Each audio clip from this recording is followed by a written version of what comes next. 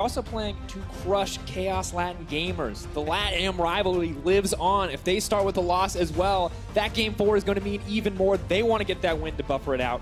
But here we are, Rusty, into picks and bans. GP not going to see the light of day this time around. Rise and Camille to follow, so already a lot more of that top lane attention we were expecting. Certainly, and Rise may not be a top laner in most regions, but it is in mine in the LPL. Camille's also going to go with that one, so it is top lane focused like you mentioned. And then when you look towards the top lane picks that are still left standing, often you'll see Fiora picked into tanks if it's a free lane matchup. Camille's usually the skill matchup for that, so there's always a chance, but that's a late rotation champion. Up first is still the likes of the Sion that you may well see. And already a completely different pick and ban. Kai'Sa going to remain the same. Will the Caitlyn follow the two priority 80 carries that we've seen from our first game? And with the Kai'Sa gone, it's entirely possible, unless you have other 80 carry options there, and something that we've hinted towards. You know, if a Caitlyn is available, if a Caitlyn is locked in, which is not, of course, it's going to be banned this time, then keep your mind present with Jinx as a potential option as well. Are we far enough in now, Rusty, in 8.8, that you can start to see or start to expect what's going to be first pick here? Is one game enough sample size? Is there anything that you think stood out from our previous match that might get first picked here? I mean, the easy one is still going to be something like the Rakan, potentially. Of course, you're not going to be seeing that in this instance. It's an 80 carry to be focused, but the reason that Rakan could be seen, perhaps, is that ability to flex.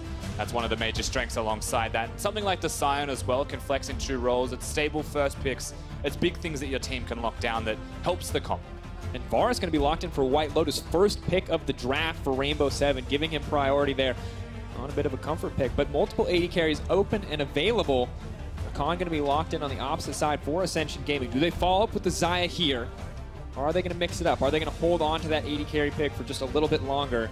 Looks like nope. Xayah Rakan remains a powerhouse bottom lane, and if it's anything like the previous game, Rainbow7 should be a little bit nervous. There may not be a level 1 Trundle gank, perhaps, but things could still be powerful for Ascension Gaming down in the 2v2. And when you look at that, of course, they reveal their 80 carry early. It means they're not afraid of what Rainbow7 will be picking here in response. Perhaps there's no priority champion they wanted to secure for themselves. And jungle is always that position where you want to rotate that second. Sejuani, Trundle, Olaf, all of these options still being available. They choose to let Rainbow7 do this, and then they want to counter it. Yeah, and the Trundle now getting locked in, Rainbow7 getting those picks. I want to see how they round out this first phase. What are they going to hide? What are they going to wait as we go into the second ban phase? So many champions could get taken away there. What is their priority? Are they going to go for a support? Is this Trundle a support flex pick for this lineup? How do they want to use it? And now it is the tanky top lane for your all. Not looking to go toe-to-toe on carries up against Rocky, just taking something safe and steady for the team. I guess what's interesting is that Ornn does actually have a lot of control in laning phase with the push that he has as well against certain other tanks. If you want to see those ones picked and secured, having that early push does actually remove a lot of potential top lane options. But here's an option that we haven't seen a lot of. Of course, we've only seen the one game, but no real priority towards it. Swain. And of course, if you're thinking back to playoffs, the last competitive games you might have watched, Swain has been hit now, taken down a notch from the powerhouse state that he was in, the must-pick, must-ban. So we have to see what Ascension Gaming can do with this slightly weaker version of Swain. It usually suffers from the problem of a very poor start to the game, a very slow to start laning phase as well, but ramps up very heavy afterwards. Ascension banning the Cassiopeia, potentially banning things that will body it, control it rather, in lane, and prevent it from starting to ramp up, secure it early. They're being removed, so that's a very high priority perhaps towards it going into the middle lane. Early indicators. I want to see exactly what the options are, and you can see Rainbow7 has done their homework. Do not want to deal whatsoever with the Jax. Of course, a flex pick for this Ascension Gaming lineup. Are they going to give it to Entrezo or Rocky? You really never know, especially when they're on the red side. They will get to dictate the pace here, but as you mentioned, mid lane, the ban focus, and support Morgana to follow. Rather, it must be the mid lane Morgana or support. I guess it could still be the flex pick Rakan. We've theory crafted, we've dreamed, we've watched the solo queue streams together, Rusty. I still don't know if it's a thing, but I'm going to keep bringing it up because I kind of want it to be. I'll let you down gently this time. It's Ascension banning Morgana away from Rainbow7, so do not fret, there's no flexes to be seen. I see you've used your eyes to make an educated decision there. Well, my mistake. Kha'Zix will join the ban pool as well with Rainbow7. Don't want to give that one over. Looks like they are nervous about the potential flex for the Trundle. Or the flex. I mean, Trundle can actually flex towards 2 lanes in top lane as well, so it's potentially 3. I know Frostgurren's pretty big on the Trundle support. She made me start playing it, and I'm now on the hype train. Olaf, though, going to be the lock-in. So Ascension Gaming now picking up a pretty powerful options for Engage here. Yeah, I like the Olaf a lot, actually, even though Sejuani was an available option. You're against the Trundle, who's going to be slowing you down. You can actually bypass all of the slows that a Trundle has, and past that point as well, Varus, if you're trying to gank the Varus's lane, his Engage does nothing. He can't actually prevent you from closing distance, and he's completely immobile as an AD carry. So they do have a lot of potentially very powerful closing. I really like this option as well, getting the Braum with the Ornn. Really tanky lineup coming in from the side of Rainbow7. The Trundle, the Ornn, the Braum. Now, despite the Braum nerfs, still looking to pick it up. They will have some good defensive options to stop the Xayah from being effective as they move further. And if they lock this in, this is a huge pick for Rainbow7. Seiya's Azir, first game on stage. This guy is a machine on this champion, Rusty. Yeah, it looks like that he's pretty content with G4 having a slow start to the laning phase on his champion of choice as well, unless they choose to flex that one now. Upon seeing the Azir, ramps up very hard, scales super well, and is a dominant late game champion that will be able to work with Varus seamlessly. When you look at the composition as well, tanks to stand in front, damage at the mid range, damage at the mid to long range as well. Pretty well rounded in a front to back sense here, Rainbow7, and it's pretty stock standard there. We see that the team fighting composition assembled now for Rainbow7. We look at the opposite side, Rusty, we look at Ascension. I see Rocky getting his hands on the Gnar. It's not quite the Camille or the Fiora or one of those more hard carry style split push champions, but we've seen what Gnar can do in the right hands. How do Ascension want to play this game? I mean, there's always a possibility that he does commit towards the split push with itemization choices, so that's something that we will have to explore as we get onto the Rift for Ascension, for Rocky specifically. But with the Olaf, with a lot of potential once again for Engage down in the bottom lane, that is a place that you want to look at potentially early. Hit that hard and fast. Get Rich and Lloyd going and start to bring them around the map with you. Highly possible, but at the same time, you have to look at the push. If they're pushing bottom, he may just go into the jungle interest. He may just try and find the trunk. Has not shied away from that option in the past as the coaches shake hands. And I want to see, once again, White Lotus, a guy that we have to watch in this game, if he is the center of attention, if he's the player that Ascension Gaming try to shut down. How will it work out? Can he handle the pressure in his first game back on stage? He's got Seiya on a signature champion in the mid lane to back him up. It's a pretty comfortable start for him as far as team compositions go. He's not the sole carry, but still a lot of pressure on his shoulders to perform. They have a substitute AD carry here. I have to wonder how he feels. There's a lot of pressure on him, but as you mentioned, the team's going to be there to support him. It's definitely a good starting point for him. Give him the Varus, play the easy champion, and start it off quick. This is it, ladies and gentlemen. Game 2. Day 1 of the MSI play-in stage, Rainbow7 versus Ascension Gaming.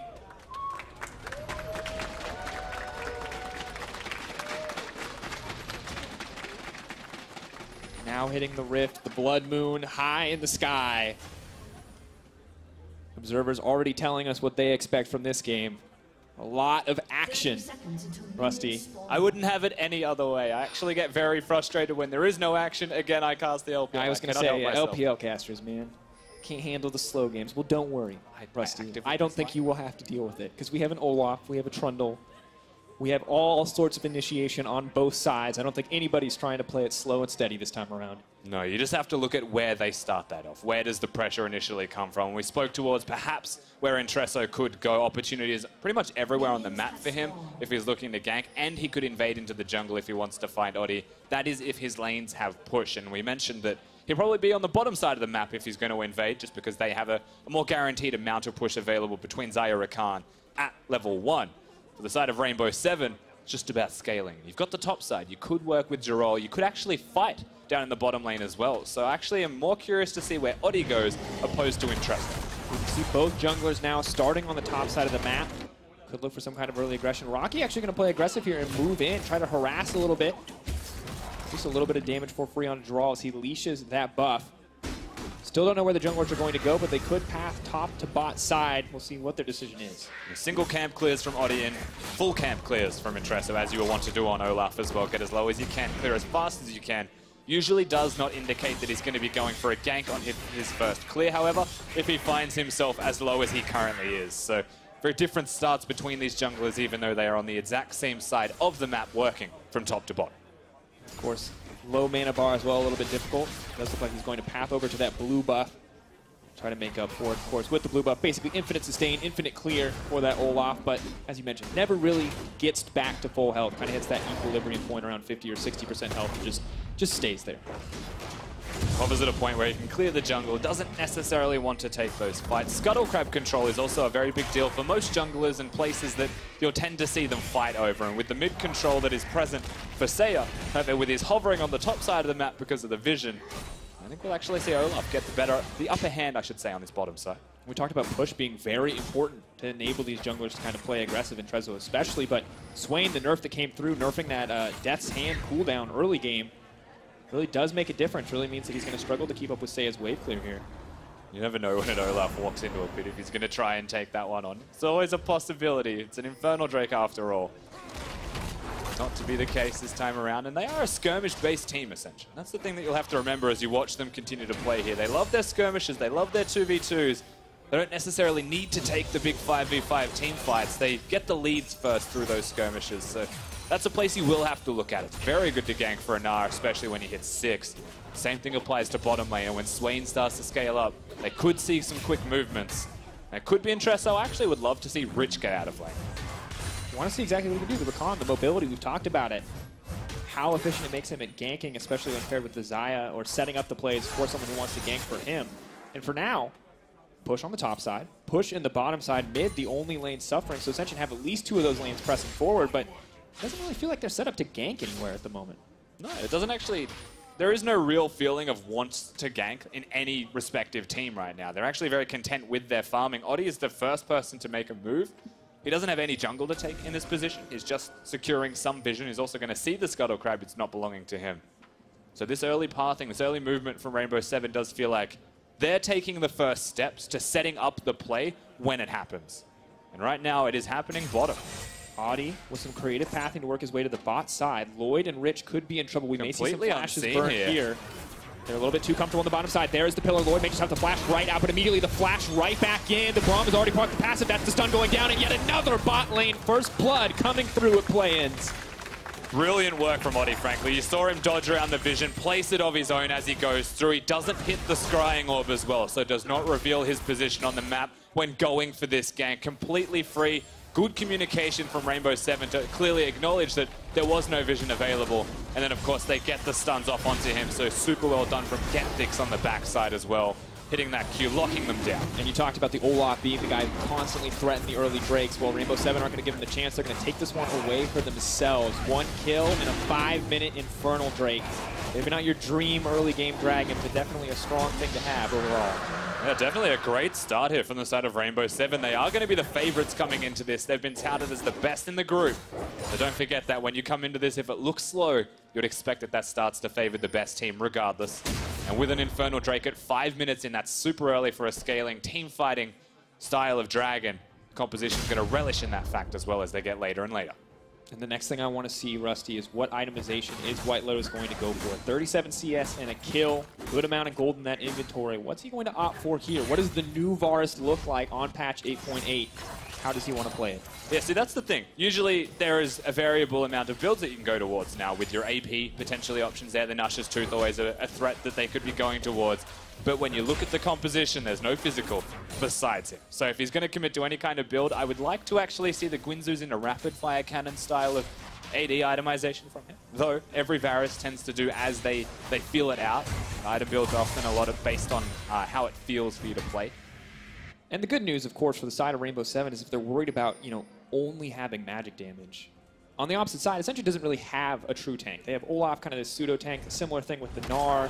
Rakan doesn't build too tanky, but it's not a Sion, right? It's not an Ornn, it's not a Maokai. So it's hard to punish them for being, primarily magic damage based. Yeah, just a bunch of bruises, really. And when you look at the itemization for them, it's not going to be all that simple as well. The choices that you have maybe in Trezzo going full tank. Rocky also can choose to do that on the Gnar, but we mentioned this before.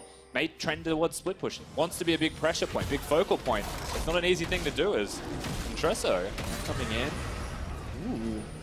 Still just level 5 for Audi is going to make it out. Of course, walls, Olaf's natural enemy. No way to leap over them. And now going to make it out to safety. So, red buff taken away there in the end from Trezzo. Not at all what he wanted, but still behind for Audi. can see a pretty big difference in jungle CS, 52 to 38. So while the ganks might be going in the favor of Adi, because they're definitely punishing him elsewhere on the map. Well, that is the price you pay, right? Firstly, you're an Olaf into a Trundle, and then secondly, you spend an extended period of time to gank and get the correct pathing, dodge vision, waste all of that time. And it wasn't wasted because the kill was secured in the end, but it could well have been if that kill was not there for them. They do need to utilize that kill, however. Remember, it goes to the bottom laner. It goes to White Lotus specifically on the Varus. And the summoner spells are gone from Lloyd. So if ever there was a time to repeat gank, get back towards the bottom lane, now's a pretty good time, especially with the control wards they've got down there.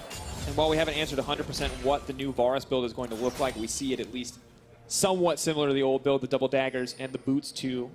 Very classic Varus itemization choice. And of course, the extra movement speed just makes him so hard to trade against. Especially when you're an attack speed-based champion, getting the blight stacks off as fast as you can, proccing them constantly.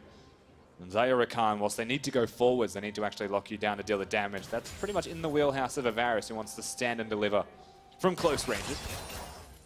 I want to see what Rich and Lloyd can do, because right now they are getting a little bit shut out of this lane. Of course, Rich still approaching confidently to get his coins.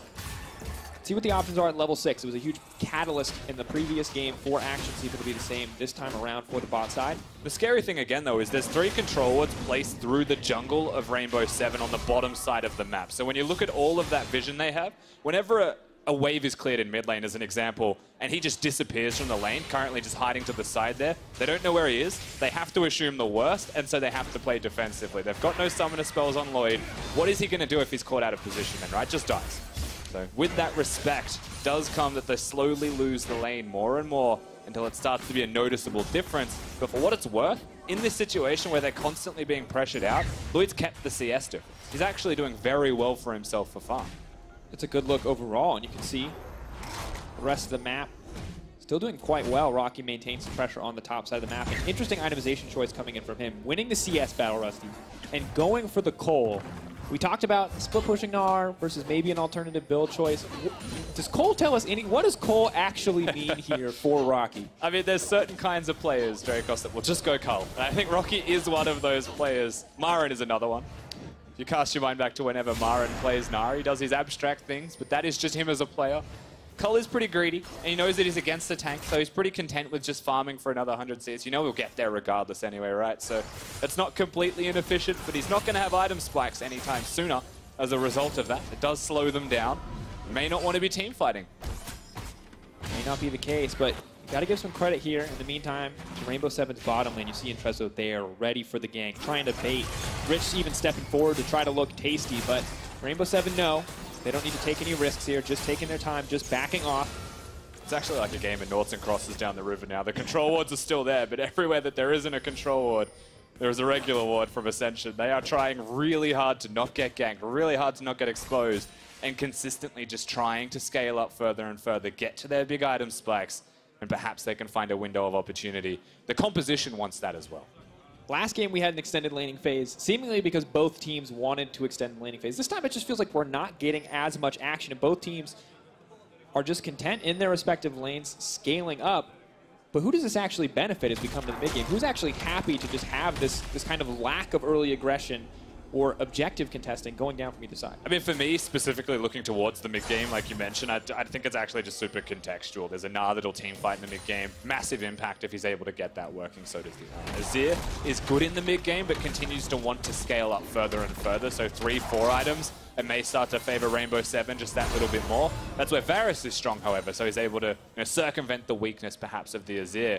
For Ascension, I do think they're actually at their strongest towards the mid-game, mid to late type of scaling, and then they will start to drop off in comparison as you get to the super late game, just because the Azir is there, and Swain doesn't always have the same impact. You can always argue about execution, how well can the Azir play in the late game, but this is Seiya's Azir. We know how well he can play in the late game. You cannot go late game against this man and expect to win fights whatsoever. He's so talented on this champion if he gets the opportunity. He will definitely carry. Now, however, Intrezo may just be caught out. Not going to burn the ulti, though. Good patience there. Just uses the smite and walks away. And neither side looking to burn any extra cooldown. Seiya not going to overcommit, try to throw out an Emperor's Divide, just playing it slow and steady. It's all about getting control of the Drake right now. The fact that they do push out Intrezo, he's not going to come back to assist. In fact, is over at the Gromp to get health back, buys them enough time to look for it. Demonic Ascension goes in. Rich is going to hit multiple targets, trying to get the Swain into the back line to take down multiple members. They will find one kill onto Genthix. The rest of the team now backing off White Lotus. Is he going to be in trouble? There goes G4. The ult, though, is it going to fade away before it can hit anybody? It does. Throws out the Vision of Empire, walking away. Only a single kill for Ascension, traded for the Drake. G4 was feeling it as well. Flashed it over the wall. Wants those kills, it isn't going to find it. Of course, the Drake's still secured, but the kill is there. He doesn't have any boots, Rusty. He's just not fast. He's a scary bird for sure, but there's just... He's a scarecrow. He just walks away. White Lotus, Seiya, well, just get to walk away from the Demonic Ascension, not worried about getting hit by that Demon Flare. Still a win overall, however, for Ascension if they're able to continue to pressure their lanes and keep that pressure up. But because the Drake was secured, it's still a big win for Rainbow7 for the immediate effect that it provides. Now, you'll see the fight happening again here. It was just a good engage coming out of Rich on the Rakan, able to go forwards and lock them down. And then G4 is like, I can absolutely not do this, but I've already flashed. And these type of engages are exactly why you talked earlier about wanting to see Rich kind of get out of this laning phase. He's a talented Rakan player. You saw it was in his top 3 most played champions in Champion Select. And maybe if he's freed up, he can be that catalyst for action that we know Ascension is looking for. And we said this last game as well when you're looking at the combo of Gambit. You need Edward to be unlocked, otherwise the Galio has no effect. And a similar thing applies here as well. Without the Rakan going in, without the Rakan engaging, they've got maybe a flash now.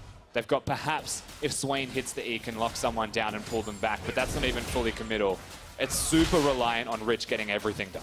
It's so true. The follow-up is beautiful, right? The Swain, the Gnar. If someone else hits the CC first, you have the most beautiful Wombo combo imaginable. But if it starts under any other circumstance, it just feels so difficult to execute. And there's definite counterplay as well. Even for low mobility champions, Swain throws out his E, and it's a super slow claw that you can just move sideways from. So in these group 5v5 scenarios, very reliant on the support of Ascension here to get things done for them. Or a flank, perhaps, from Rocky. The teleports can come out, of course, when that's available. Maybe the place they look. Yeah, of course, we check in just on individual gold numbers as the team gold is quite even, despite from the advantage that Drake gives. But you see the CS difference in the mid lane starting to account. 300 gold lead for Seiya there. And in the jungle, things looking very good. But Jaral, just going to try to force a play. Lane swap now coming in from Rainbow7. Rusty, looks like the game might start to speed up now. I mean, as respect flashes go, that was one of the most respectful flashes that I have seen, because there wasn't actually anyone nearby. They were running up the lane still to get there, and you have to expect they weren't in range to follow it up with anything. Rocky choosing to stay as high health as he possibly can, but now he's lost Mega. Now he has no flash. He can't stand under this turret, and Rainbow7, like you mentioned, swapping lanes. They get there first, they get the damage done first. Rich now stepping forward. Tower may go down, but can they follow the follow-up engage? And Trezzo is here. Audi could just get caught out, but is throwing down that pillar. And Trezzo now in trouble. May just get taken out. The flash over the wall. Seiya trying to make the play. Rich using the blast cone to make it out to safety. Nobody's going to die. It will just be the 1-for-1 trade of towers in the end. And Ascension actually coming out on top with the gold lead. A great disengage there from the Ascension duo that were caught out in the jungle by Audi. And yes, they make the plays, Rainbow7. But it could just be acknowledgement that they were going to lose their bottom lane turret anyway. So they try and make the play more successfully. They try and get it first. And now they continue to push forwards, looking for further objectives. There's no flashes available for the Olaf this time, though, so it's super risky to step up. And White Lotus with the ult. No ulti on the Olaf either. Rich with no flash. They have to be really ready to commit for this. Now Mega Gnar is going to fade away. The ulti is going to miss from White Lotus. And Trezzo, though, still in trouble. Is going to get hit by the chain CC. Looks like he may just get taken down. The counter engage comes out from Rich. Seiya now starting to cut through this lineup, but G4 is in the middle of everything. But the bird may just go down. Demonic Ascension keeps him alive for now. Feathers fly, pulled right back. Lloyd, though, may have overstayed his welcome as Seiya is happy to grab that kill. The flash out for White Lotus. One more auto. Can he take him down? White Lotus gets it in the end. Seiya with the double kill. 80 carry does not drop. That is disaster for the side of Ascension. That was a super close fight between both teams. A stone's throw away from an ace in either direction. They're still pushing forwards. Jaral trying to perhaps find the recalling members of Ascension. He does spot out Rich, but at the end of the day, just a messy skirmish back and forth between these teams, and so close to being a bigger deal than it was. Rainbow7 still win, however, in the end. You know, you think for the side of Rainbow7, that bar assault mitts, maybe things are going to start to go wrong. Lloyd with the aggressive flash forward just can't quite clean up those kills. And at the end of the day, you're right. I was eager to call it bad for the side of Ascension, but it was a very even fight, Rusty. You know, taking out Intresso first is the best part here. Rich with the counter engage was super clean. And then G4 just does not die. The amount of time that he spends standing in front, almost dead, but not, is very significant. Lloyd able to, of course, free hit this entire time, super aggressive. And now Rocky's the man you have to look at, because if he was Mega, everyone was dead. And he's so close to getting the combos going. One hit was the difference there. And of course, able to just back away if you wish. Yeah, and it's... Ooh. This is what I like to see, Rusty. You wanted fights, whoop, and you might just get another one. Rocky caught out here. Ornn is going to get knocked right back. No hope for Rocky. Seiya, Mr. Splinter Cell himself, hiding in the bush, waiting for that opportunity. Another kill dropping for Rainbow7. We're starting to see Seiya really warm up as well on the stage right now, getting engage after engage. That was the third, I think, that he's made an attempt towards, this time super successful. Results in a turret going down. Ascension, they're going to try and trade. They're going to try and go for the objectives. It doesn't look like Rainbow7 even want a part of it. Instead, they're going to get a turret on the bottom side of the map. Willing to give this one up. Look, still waiting around, maybe hoping to get something. Rusty, we were, everybody on our broadcast team, all eyes on White Lotus. White Lotus returning from ban. How's he going to be? And don't get me wrong, White Lotus has had a solid game thus far. Up. Gonna have to hold that thought because Rich is going to die. White Lotus. White Lotus.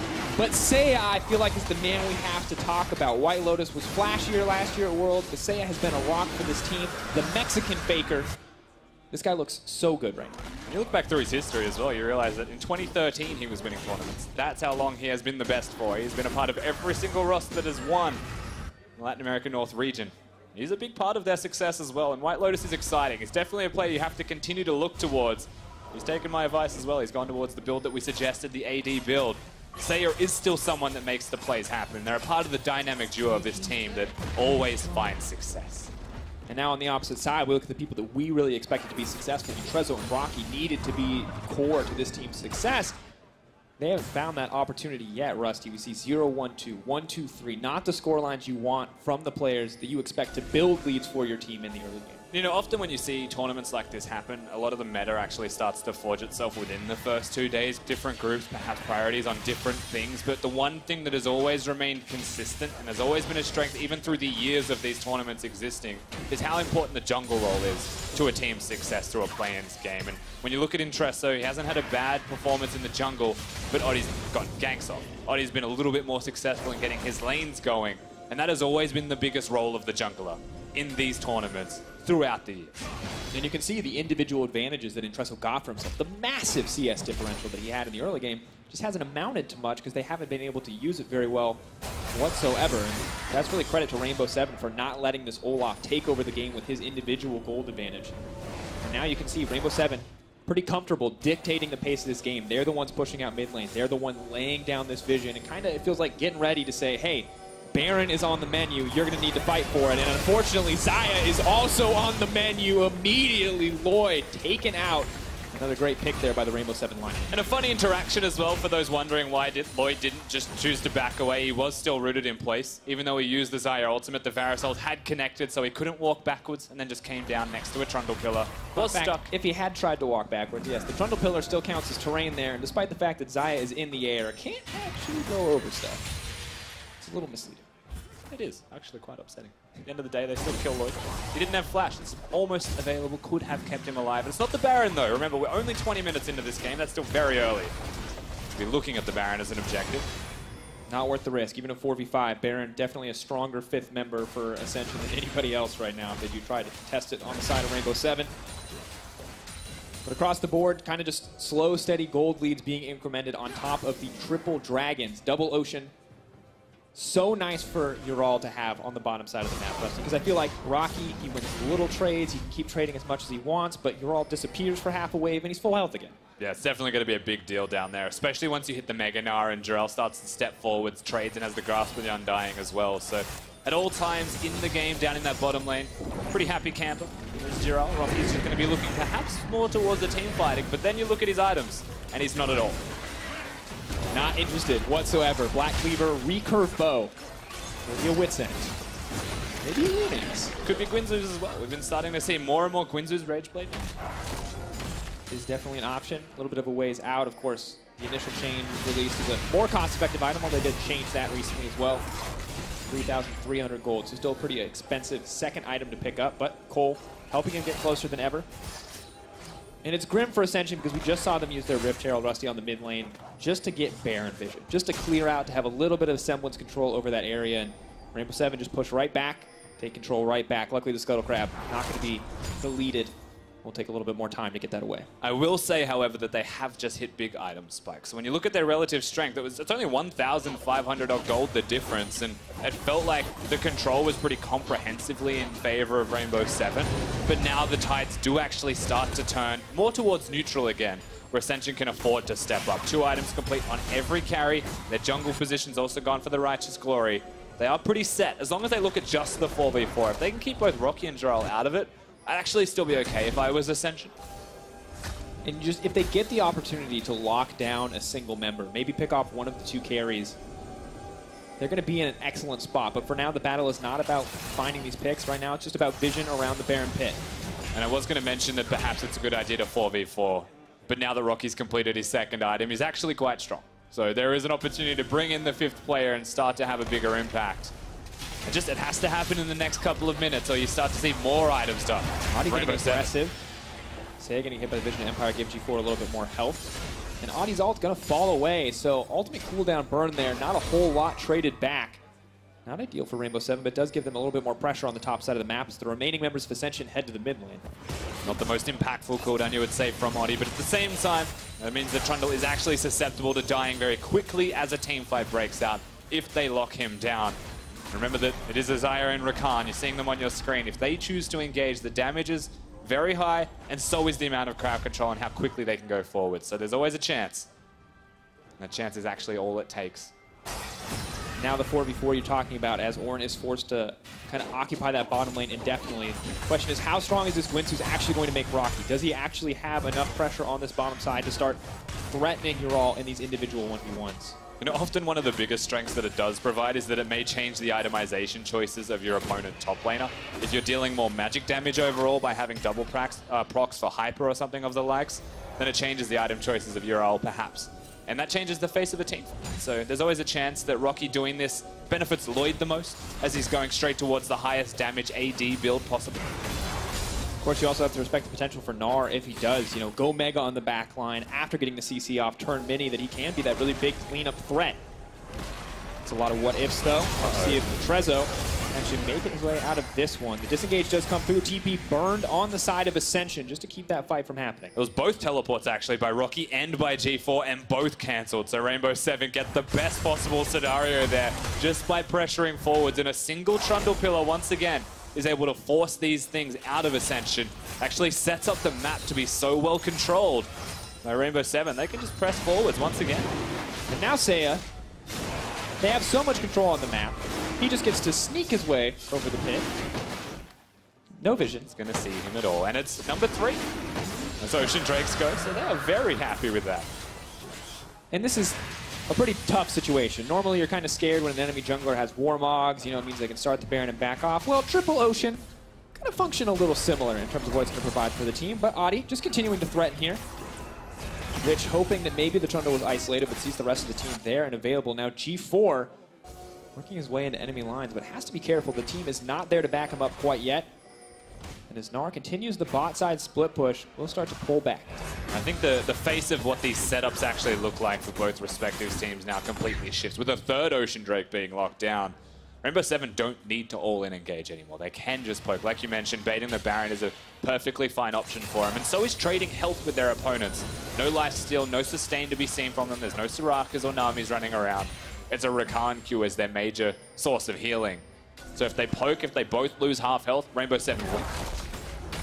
Rainbow7, you see Audi already confident, even more confident now. Does get stunned up. G4 trying to throw down a little bit of damage, but he's all on his own, so the team's going to need to engage immediately if they want to get something started. Does burn the Zhonya's. White Lotus backing up, not wanting to get hit. The chain CC does miss. Genthix with a bit of a fumble there. White Lotus may just go down. So much damage coming out as he flashes backwards. He does finally drop as Trezzo finds the kill. That is the shutdown. It might just be what Ascension need. Now running for their lives. Audi on the backside. Seiya coming in. What can he do in this fight? He's now set up to succeed. So many low health bars. Can he actually bring it home? Has to respect the damage potential. Mega Gnar is on the way. Jarl now backing up. Leap forward. Seiya pushes it back. They do get down the CC. Rich with the follow-up, but it might not be enough. Lloyd cut down. Seiya coming in clutch for this lineup. Rich now on the retreat. Just a long, slow goodbye here. Rainbow7 going to grab one more, and it looks like they might just go right for that Baron. It appears by having Sayer alive, they still have enough damage to go straight towards the Baron. Comprehensive teamfight victory here for Rainbow7. On the backside, the 3-man unit hitting at the Baron right now. Very clean work between them. Great communication, great execution. And Ascension just completely routed. They had no opportunities to stop that once it had started. G4 was the one caught out of position to kick it all off. Finally, we're able to take down White Lotus, but it just took too long. And it's these constant pillars, Dracos, that keep catching Intresso out of spots that start to cause the rest of his team to go towards him. And even with White Lotus missing the ultimate, even with the Zhonya's there to buy time, you have to remember that he is the one caught first. He forces everyone to come to him.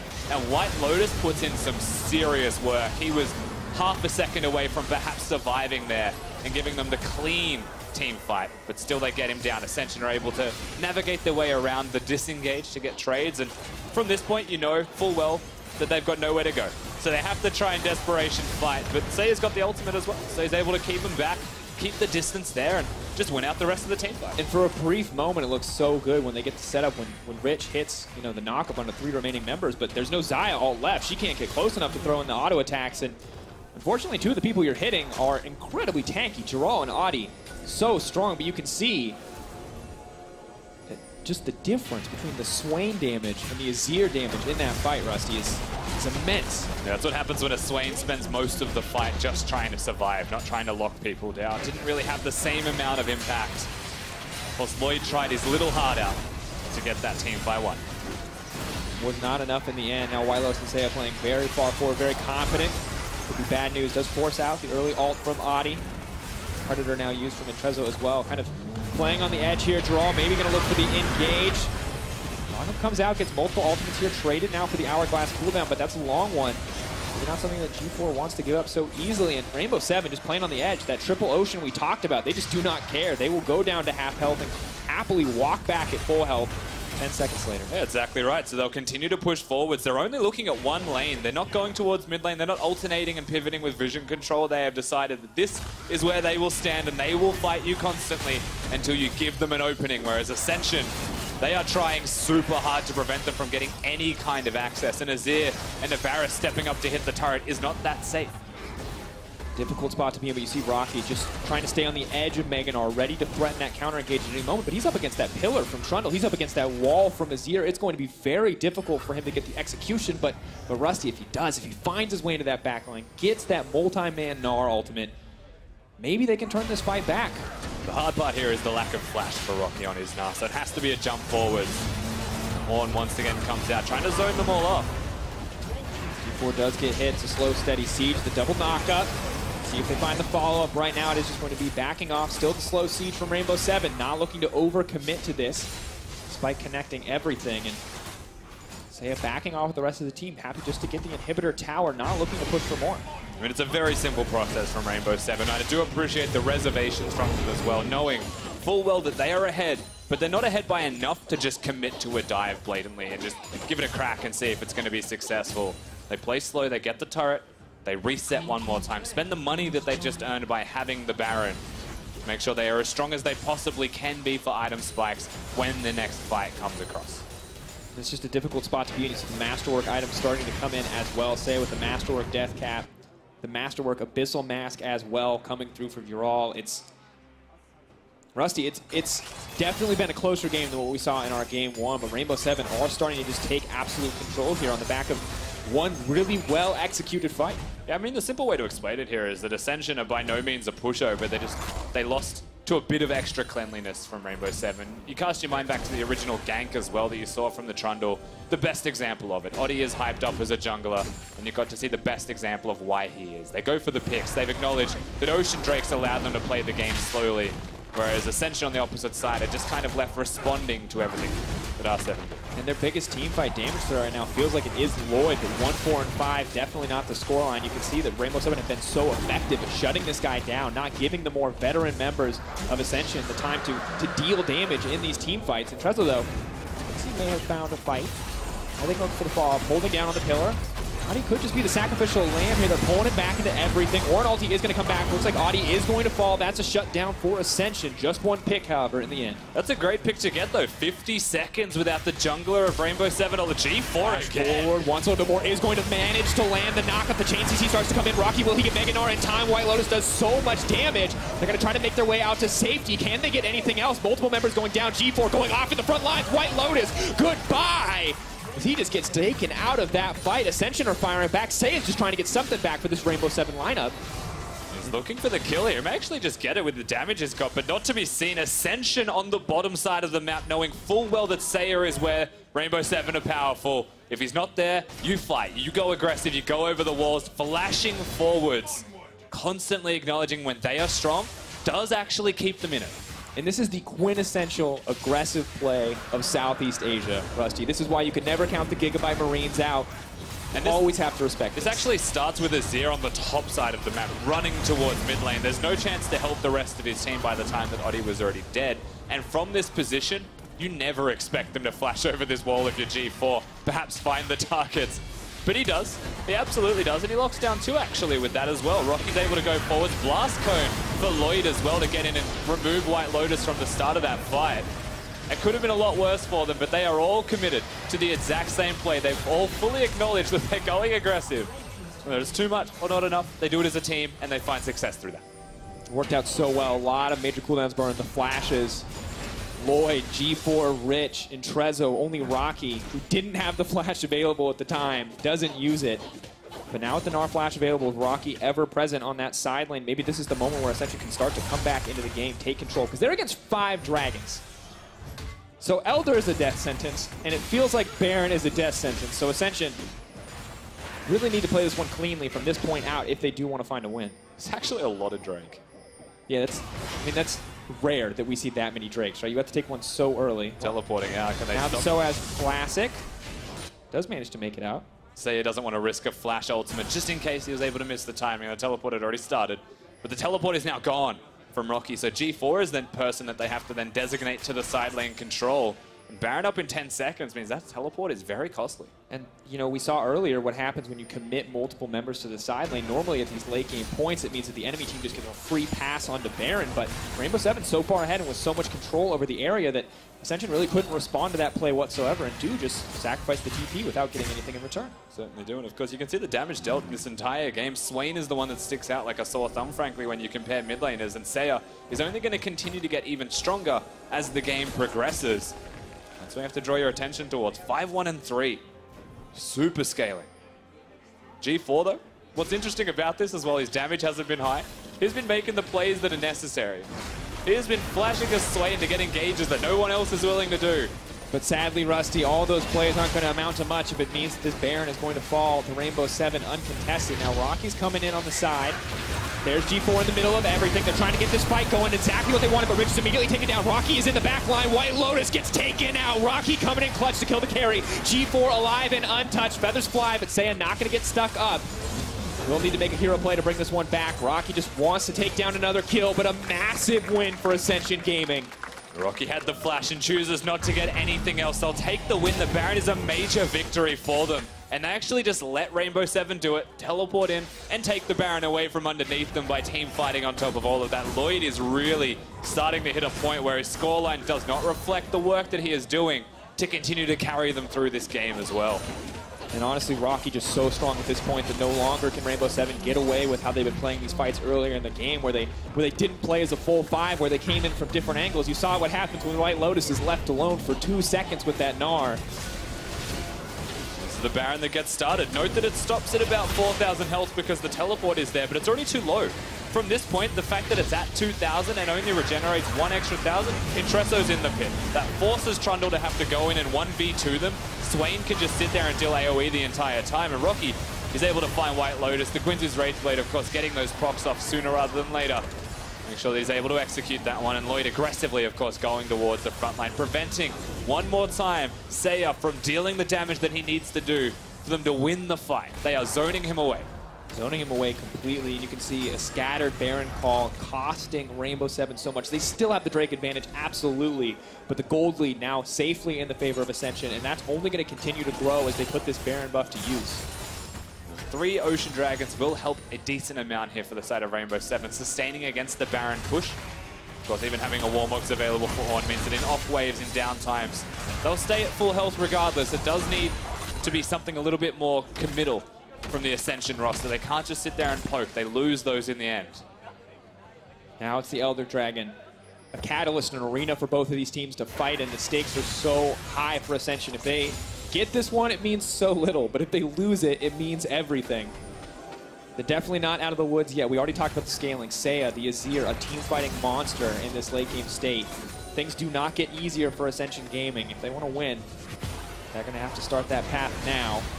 Going to catch out with Empire immediately. The ult through the wall. White Lotus with the fumble on the QSS means he will just get taken down, but can they get anything more? He has managed to live. The damage is not quite there. Feathers fly. No follow-up, though, in the end.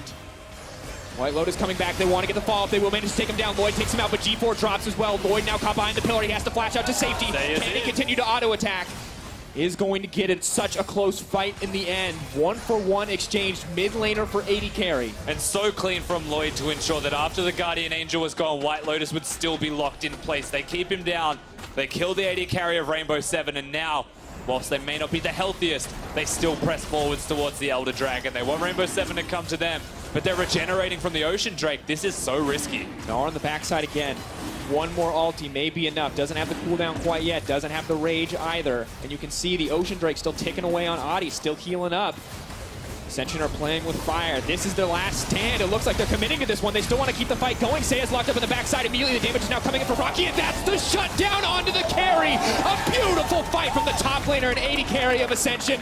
They're moving in. They're setting their sights on this Elder. Absolutely fantastic play. And instead, they just go straight towards the bottom lane. Ascension team fighting fantastically right now, getting themselves to 5v5s. The great collapse from Rocky in particular. They win the fight. They go back to bottom lane. White Lotus, no Guardian Angel, no real possibilities to sit here and actively defend. That's someone to stand in front of him. Olaf, item actives up and available. Lock it there to protect him if they try to get too aggressive. Could get baited in by it in the end. Now starting to heal up, and inhibitor's going to drop. Ascension, 21 seconds left on Seiya, 10 on Genthix, 24 on Jawal. They're committing to this. Is this where they end the game? Lloyd is going to get caught up. Feathers fly, pull back. White Lotus is immediately going to get dropped down. Bounce on his head. A bit of a Goomba stomp to close it out. Slam him into the wall. Knock him down. Keeping it close in the end, but the rest of Rainbow7 are back. Ascension may have overstayed. Braum going to look for the kill onto the top laner. Brings it back. Rusty, I don't even know what to say. Such a close game. They committed way too hard looking for the kills. Forwards from Lloyd was the name of the game, and now suddenly Rainbow7, they find an opportunity. Jawal locking him up. G4 now trying to heal as much as possible. Zanyas is there, but he's just delaying the inevitable. He will get taken down. Seiya with a kill of his own. Straight to the Elder Dragon should be where Rainbow7 go in. Tresso is alive, but to get there, to actually get to the pit and even achieve anything, near impossible, especially now the ultimate has been burned, so it'll just be secured for Rainbow7. But the inhibitor was the trade. That was the cost. The costs are getting higher and higher. This is not the fight that they wanted, Rusty. They won it. They out-team fought. They're waiting for White Lotus, just so you know. But they've stayed too long, Rusty. The 6-stack Elder Dragon. It's the first one, 45 damage per stack. It's not the end of the world.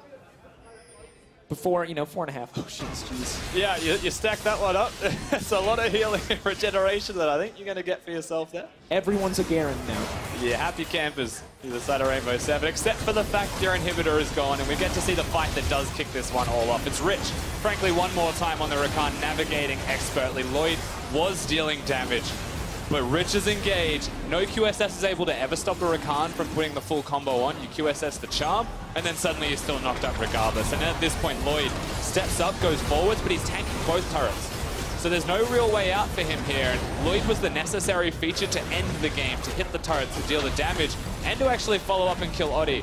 Because he was gone, the fight was over, and G4 actually had to walk from base through the mid lane, and just come and escort his team out to safety, and actually he dies for it. So super tragic there for Ascension on the back end. G4 burns the Zanyas as well. I think maybe hoping to get a kill back, Rusty, but it just does not work out for the team in the end. And you can see in these fights, Rocky looks good at 2 points. He looks good at Mega Gnar when he combos, and he looks good at Mini Gnar when he gets to auto attack. But when he doesn't have the combo in Mega Gnar, that champion is useless. All this attack speed, absolutely worthless. against the ranged carry threats of Rainbow7 because he just cannot get in range. Can't hurricane people when you're a Mega Nara as well, so the entire item is just there for the attack speed. A little bit of crit, it's not going to be too useful for him. You're right. He's a mini Nara based build. Mega Nara is simply for the combo for the rest of his team, and Lloyd does have enough damage to follow that one up now, however. G4 still a little bit lacking in the damage department, but that is just the way that he has to live his life out when he's looking down on Azir as his opponent. And of course the Azir just under 1,000 ability power at this stage of the game. 958. So it just seems a bit brutal here. They will look for the engage. They're not quite going to find it on the orange. G4 may look for a way into the backfire. Twitch once again leaping in and out of the fight, but the front line is so strong from the side of Rainbow7. Lloyd taking so much damage and getting shot down. A beautiful arrow, the GA coming in, but Saya is there to make the play. G4 going golden, but not enough. Gets cut through. Rainbow7, empowered by the dragon, do not hesitate to go for the throat, to look for the end. And White Lotus just looking for the style plays to make sure no man is left standing in the end. And only Rocky is left alive. He's trying to win the game on the bottom side of the map, but he's got Gerald to stop him as well. That's the victory for Rainbow7. It was a back and forth bloodbath 43 minutes into the game, but it is Rainbow7 who come out on top, getting their first win at the MSI play-in stage. In the end, it wasn't the cleanest of shows from Rainbow7. They do get the victory, and that's what matters the most for them. They do start the tournament 1-0 up. We have got 2 winners now in Group A that will eventually have to meet one another. But there were hiccups, there were moments, and you can credit Ascension for being able to pick up on those moments and get those picks, get those objectives. But the moments were still there, the opportunities were still there. They do present themselves with sometimes having weaknesses, it seems. And you got to think, analyst desk, many analysts actually calling Rainbow7 the clear favorites. Oh, they won. But that was not the cleanest, that was not the clearest victory, giving up a lot there. And maybe this group is going to be a lot closer than people expect. For now, Rainbow7 do get the win. They are pulling out to a nice start. You got to wonder how they're going to do up against Gambit now with the 2 teams with a single win in this bracket. That's definitely true. Gambit seemed to be a slower paced team, and perhaps as a style matchup as well, that could be something that works well for Rainbow7. And ultimately in this first game, they're against a skirmish heavy team in Ascension who want to take the smaller fights, maybe not look towards the 5v5s. There was a lot of reliance on Saya in particular and White Lotus for those team fights to do these individual things, this above and beyond type of team fights to keep it good. It feels a little bit like they relied a lot on those mechanical proficiencies, because you're right, there's so many team fights where White Lotus should have dealt 0 damage. But the right QSS at the right time, the right flash out. Now, Ascension did shut that down once or twice. Those were the fights where they really came out on top, but it was just a massive performance for him despite the focus. But at the end of the day, we have to award a player of the game, and this time around, it will be Saya.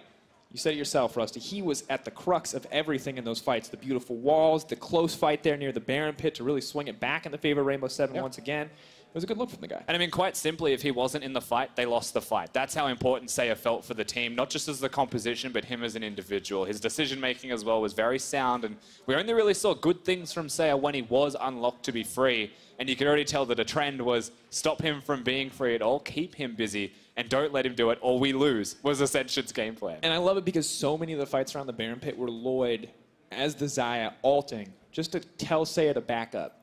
Willing to give up any protection he has for himself personally because he knows, hey, my life definitely not more valuable than this Azir's teamfight damage. I will burn all of my defensive cooldowns just to keep you away, just to stop you from dealing damage. And that is a thing we have to navigate Ascension's drafting in particular as well. They had such low range against the Azir. Once you hit the mid game, once you start to scale to later on, he's going to outrange you. So you kind of have to make these crazy things to close the distance or to keep him away from you, to deal the damage. And that awkwardness in the compositions may be why. And you have to know it's coming.